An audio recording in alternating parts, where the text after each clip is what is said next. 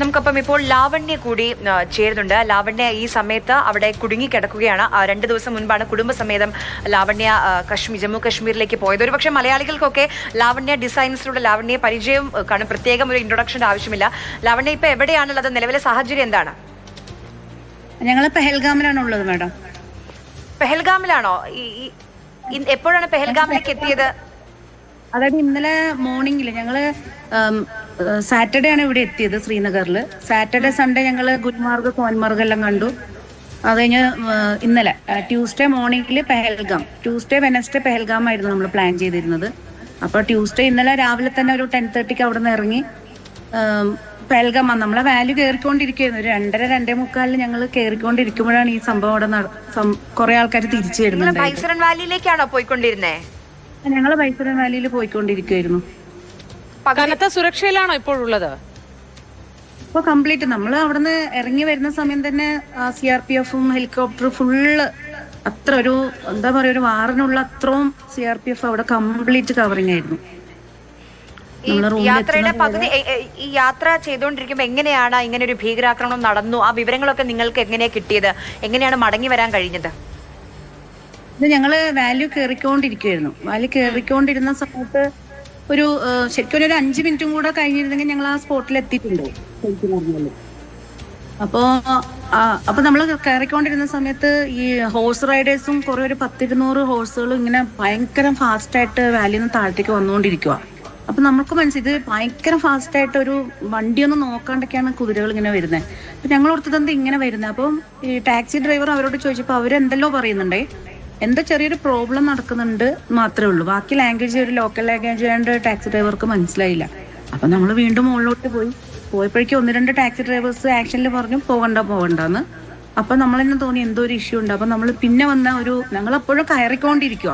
കാരണം നാരോ റോഡാണ്, നമുക്ക് ബ്ലോക്ക് ചെയ്താൽ മൊത്തം ബ്ലോക്ക് വരും. അപ്പൊ നമ്മൾ കയറിക്കൊണ്ട് ഒരു ടാക്സി ഡ്രൈവറോട് ചോദിച്ചപ്പോൾ അവര് പറഞ്ഞത് അവിടെ CRPF-ഉം ടൂറിസ്റ്റും തമ്മിൽ ചെറിയൊരു കശപിശ ഉണ്ടായിട്ടുണ്ട്, അപ്പൊ അങ്ങോട്ടേക്ക് പോകാതിരിക്കണേ നല്ലതെന്ന് പറഞ്ഞു. അപ്പൊ ടാക്സി ഡ്രൈവറാണ് എന്ന ആ സമയത്ത് അറിയില്ലായിരുന്നു, എന്താണെന്ന് അറിയില്ല. ഇല്ല, കാരണം CRPF-ഉം ടൂറിസ്റ്റുകളും, കാരണം നമ്മൾ എവിടെ പോയാലും ഇവിടെ അറിയാലോ CRPF ഉണ്ടാവും. ചെറിയ ചെറിയ ലൈൻസ് ഒക്കെ തെറ്റിച്ചാലും വേഗം അവര് വന്ന് പ്രശ്നമാക്കും. ലൈൻ തെറ്റാൻ പാടില്ല, ഇങ്ങനെ പോകണം അങ്ങനെ പോകണം, അത്രയും നിർദ്ദേശങ്ങൾ അനുസരിച്ചിട്ടാണ് നമ്മളെ ടൂറിസ്റ്റുകൾ ഇവിടെ പോകുന്നത്. അപ്പൊ ടാക്സി ഡ്രൈവർ പറഞ്ഞു അത് കുഴപ്പമില്ല വേണം, ഇതിവിടെ സാധാരണ ഉള്ളതാണ്, നിങ്ങൾ ടെൻഷൻ ആവണ്ട, വാ നമുക്ക് പോകാന്ന് പറഞ്ഞു. പിന്നെയും പോയിക്കൊണ്ടിരുന്നപ്പം വരുന്ന ടാക്സിക്കാരൊക്കെ ആക്ഷനിൽ അവര് സ്പീഡ് പോന്നു. അവര് ജസ്റ്റ് പോകല്ല എന്ന് ആക്ഷൻ മാത്രമേ കാണുന്നുള്ളൂ. പിന്നെ 2 ദിവസം ഇവിടെ ലാൻഡ് സ്ലൈഡിങ് ഉള്ളതുകൊണ്ട് നമ്മൾ പറഞ്ഞു വേണ്ട, നമ്മൾ 2 ദിവസം പെഹൽഗാം ഉണ്ട്, അപ്പൊ അങ്ങനെ ധൃതി പിടിച്ച് പോകണം. അപ്പൊ ഞങ്ങൾ പറഞ്ഞു വേണ്ട ഭയ്യ, നമുക്ക് റിട്ടേൺ വരാം, നമ്മൾ 1 ദിവസം കൂടി ഇവിടെ ഉണ്ട്, നമുക്ക് നാളെ പോവാന്ന് പറഞ്ഞു. റിസ്ക് എടുക്കണ്ട, നമുക്ക് തിരിക്കാൻ പറഞ്ഞു. അങ്ങനെ നമ്മൾ തിരിച്ചു. തീർച്ചയായിട്ടും വലിയ ഭാഗ്യമെന്ന് തന്നെ പറയാനുള്ളൂ. ഈ 5 മിനിറ്റ് ദൂരത്തുള്ള ഒരുപക്ഷെ അവിടെ എത്തിയിരുന്നു എന്ന് പറഞ്ഞു. വെടിയൊച്ചകൾ വല്ലതും കേട്ടിരുന്നോ? ഇല്ല, കാര്യം വെച്ചാല് ശരിക്കും പറഞ്ഞാൽ ഞങ്ങള് 2 ദിവസങ്ങളായിട്ട് കംപ്ലീറ്റ് സൈറ്റ് സീയിങ് ആയതുകൊണ്ട് ഉച്ചക്കത്തെ ലഞ്ച് നമ്മൾ അവോയ്ഡ് ചെയ്യും. കാരണം ഇവിടെ ഇപ്പൊ ഈവനിങ്സിൽ ഭയങ്കര ഐസ് മഴയൊക്കെയാണ്. അപ്പൊ ഒരു 5 മണിയാകുമ്പോൾ തന്നെ സൈറ്റ് സീയിങ്ങിനൊക്കെ എല്ലാവരും റിട്ടേൺ വരും. അപ്പൊ ഞങ്ങള് ഈ 2 ദിവസം ലഞ്ച് കഴിച്ചില്ല. കാരണം ലഞ്ചിന്റെ ടൈമും കൂടെ ചേർത്തിട്ട് നമുക്ക് സ്ഥലങ്ങൾ കാണാന്ന് വെച്ചിട്ടാണ്. പക്ഷെ ഇന്നലെ എന്താണെന്നറിയില്ല, പെട്ടെന്ന് ഒരു 1:15 ആയപ്പോ പെട്ടെന്ന് ഹസ്ബൻഡ് പറഞ്ഞു വാ നമുക്കിന്ന് ഫുഡ് കഴിക്കാൻ കയറാമെന്ന് പറഞ്ഞു. ശരിക്കും പറഞ്ഞാൽ ഞങ്ങള് ലഞ്ച് കഴിക്കാൻ വേണ്ടി ഒരു ഹോട്ടലിൽ കയറി 1 മണിക്കൂർ 1:10 മണിക്കൂർ ഏകദേശം അത്രയായി. ഞങ്ങൾ ലഞ്ച് കഴിക്കാൻ കയറിയില്ലെങ്കിൽ ആ സ്പോട്ടിൽ ഞങ്ങൾ ഉണ്ടാവും, അത് 100% ഉറപ്പാണ്. തീർച്ചയായും വല്ലാത്തൊരു ഭാഗ്യമായി പോയി എന്ന് വേണം കരുതാൻ. ഇനി അവിടെ ഇപ്പോ സുരക്ഷയിലാണെങ്കിൽ കൂടി തുടരാൻ പേടിയുണ്ടോ? പേടിയുണ്ട്. കാര്യം ഇന്നലെ നൈറ്റിൽ ഉറങ്ങിയൊന്നുമില്ല. കാര്യം ടൂറിസ്റ്റുകളെയാണ് ഇവര് ഫോക്കസ് ചെയ്യണമെന്ന് പറഞ്ഞപ്പോ നമ്മള് ടൂറിസ്റ്റ് ആണല്ലോ, അപ്പൊ നമുക്ക് പേടി റിസോർട്ടിൽ വന്നിട്ട് ടൂറിസ്റ്റുകൾ ഉണ്ടോ എന്ന് അന്വേഷിക്കുവോ. അതുകൊണ്ട് രാത്രിയിലൊക്കെ എന്തെങ്കിലും സൗണ്ട് ഒക്കെ കേൾക്കുന്നുണ്ടോ എന്തോ ഓർത്ത് ഇങ്ങനെ ഇരിക്കും. പക്ഷെ ഹെലികോപ്റ്റർ ഇങ്ങനെ റൗണ്ട് ചെയ്ത് പോകുന്നുണ്ട്. പക്ഷെ എന്നാലും പേടിയുണ്ട്, കാരണം ടൂറിസ്റ്റുകളെ ആണല്ലോ ഇവര് ഫോക്കസ് ചെയ്തത്. അതുകൊണ്ട് നല്ല ടെൻഷൻ ഉണ്ട്. തിരിച്ചവിടെ എത്തുന്നത് വരെ ടെൻഷൻ തന്നെ. ഇപ്പൊ ചിരിക്കുന്നുണ്ടെങ്കിൽ ഇന്നലെ നല്ല ടെൻഷനായി ഉണ്ടാവും അല്ലേ? അയ്യോ, കാരണം വെച്ചാല് നമുക്ക് റൂമിൽ എത്തുന്നത് വരെ ഈ എന്താണെന്നൊന്നും അറിയില്ലായിരുന്നു. റൂമിൽ വന്നപ്പോഴേക്കും എല്ലാം കസിൻസ് ഒക്കെ വിളിക്കാൻ തുടങ്ങി, നിങ്ങൾ സേഫ് അല്ലേ എന്ന്. അപ്പൊ ഞങ്ങളോടത്ത് ചെറിയൊരു അടിപിടിക്ക് ഇവരെന്ത് ഇങ്ങനെ ചോദിക്കണത്, ഇവരെന്ത് ഇങ്ങനെ. അപ്പോഴാണ് നിങ്ങൾ ന്യൂസ് കാണുന്നു. ഞങ്ങൾ ന്യൂസ് ഓൺ ആക്കിയപ്പോ തന്നെ 23 പേര് പോയിട്ടുണ്ടായിരുന്നു. അപ്പോഴാണ് കാരണം ഞങ്ങൾ ഈ വാലി താഴത്തേക്ക് ഇറങ്ങിയിട്ട് താഴെയുള്ള ആ ഒരു ലേക്ക് ഉണ്ട്, അവിടെ ഞങ്ങൾ ഒരു അരമണിക്കൂർ സ്പെൻഡ് ചെയ്തിരുന്നു. കുറെ ഫോട്ടോസ് ഒക്കെ എടുത്ത് ശരിക്കും ഒന്ന് ആലോചിച്ച് അവിടെ ആ ഇഷ്യൂ നടക്കുമ്പോൾ ഞങ്ങൾ അതിന്റെ വാലിന്റെ താഴെയുള്ള ലേക്കിലിരുന്ന് ഫോട്ടോസ് എടുക്കണമായിരുന്നു.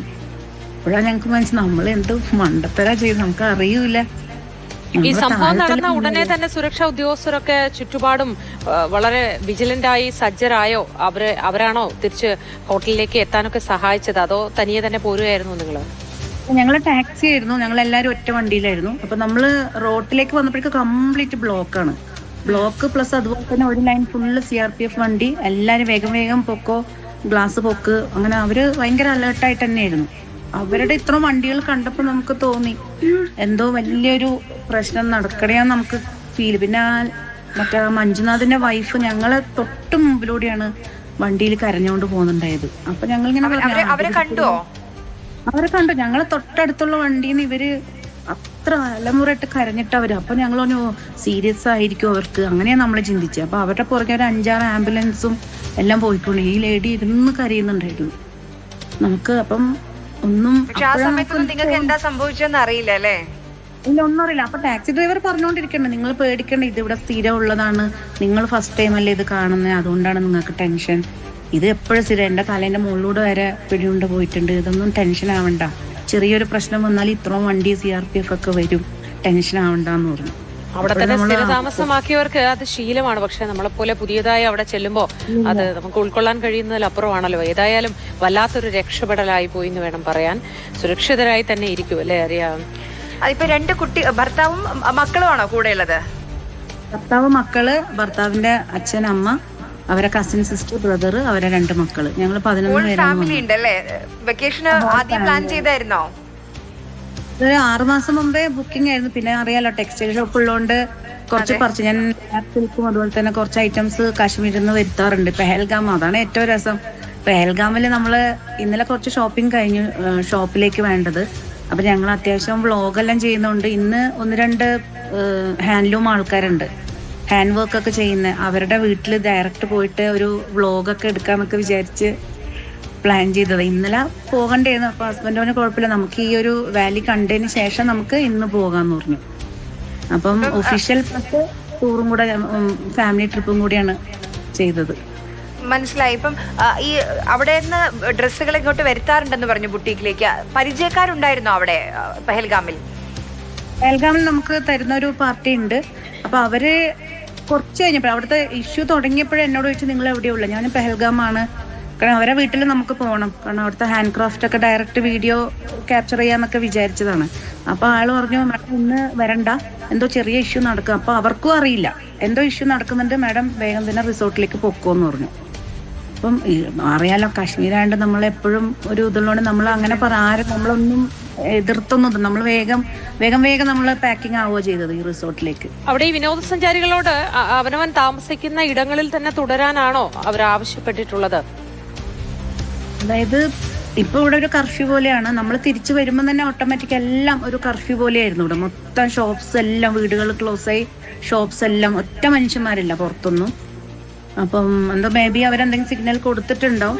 പക്ഷെ നമ്മൾ താമസിക്കുന്ന സ്ഥലത്ത് കർണാടക, ആന്ധ്രാപ്രദേശ് അവിടേക്കുള്ള പാർട്ടീസാണ്. അധികം നോർത്ത് ഇന്ത്യൻസ് ആണ് കൂടുതൽ.